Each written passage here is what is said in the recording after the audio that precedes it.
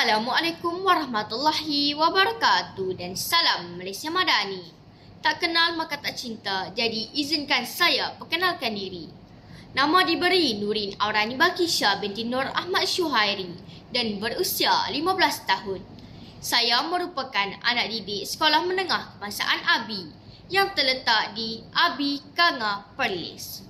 Kod sekolah saya ialah REA 0080.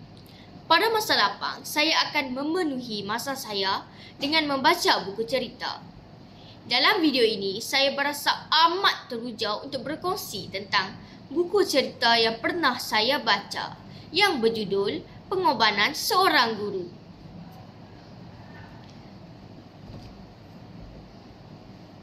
Pada masa kini, negara penuh dengan konflik penyalahgunaan dadah yang menyebabkan remaja pada masa kini menjadi tidak tentu arah. Novel hasil karya daripada Muhammad Helmi ini sangatlah menarik dan boleh menjadi iktibar kepada para pelajar yang membacanya. Novel terbitan syarikat penerbitan Hatamas ini diterbitkan pada tahun 2006. Novel ini setebal 90 halaman. Dan mempunyai sisipan kandungan sebanyak 12 bab.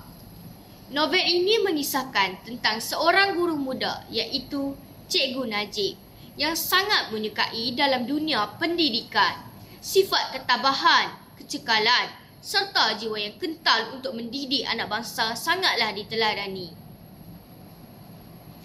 Dalam era globalisasi yang diwarnai dengan kecanggihan teknologi dan keselesaan prasarana infrastruktur yang memudahkan kehidupan seharian manusia,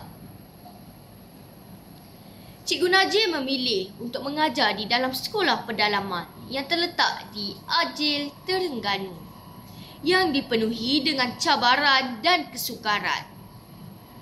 Cikgu Najib meneruskan mengajar dan mendidik anak bangsa di dalam pedalaman itu walaupun ditatangi oleh ibu bapanya. Cabaran Cikgu Najib bermula apabila seorang bapa pelajar yang berang apabila anaknya dikenakan tindakan disiplin. Pengetua di sekolah itu juga seolah-olah tidak mempercayainya dan beliau juga difitnah oleh guru-guru yang lain.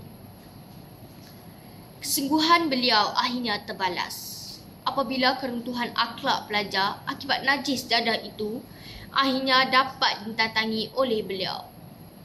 Prestasi akademik di sekolahnya itu akhirnya berleluasa, terutamanya subjek yang beliau ajari, iaitu subjek Bahasa Inggeris. Terdapat banyak pengajaran yang boleh dijadikan iktibar di dalam kehidupan seharian di dalam novel yang berjudul Pengorbanan Seorang Guru. Nilai bertanggungjawab ada diselitkan di dalam novel ini yang seharusnya dijalankan oleh semua pendidik. Tabah, kecakalan, kesabaran merupakan nilai yang perlu diterapkan di dalam karya ini. Sampai sini sahaja penceritaan saya. Sekian, terima kasih.